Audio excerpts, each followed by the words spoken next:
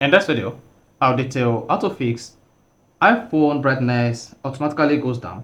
So if this is what you're experiencing on your iPhone, that your iPhone screen brightness goes down by itself, then this video is going to help you through on how you can easily fix this.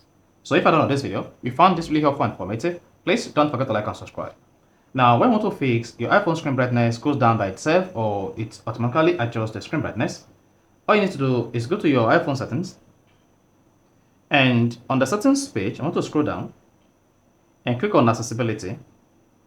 Then once you tap accessibility, scroll down, locate display and text size and click on that.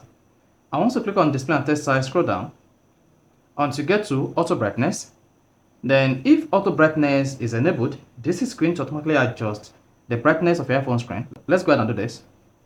Can you see that? Then you discover that the iPhone screen is whitish and you could not see anything on the screen. This is due to the condition of the brightness of the environment where I'm currently recording this video. Now, to stop the iPhone screen brightness from this whitish color or from adjusting itself, what you just need to do is turn off this to disable auto brightness. And once that is done, go back to your iPhone screen, swipe down from the control center, and then locate display and brightness, click on it, adjust the brightness manually to your desired point, like this. Then if I go back to the settings page, discover that I cannot see the iPhone screen page. So this way you can easily fix your iPhone screen brightness from going down automatically or adjusting itself to fit into the environment it found itself automatically. So if you found this really helpful and informative, please don't forget to like and subscribe.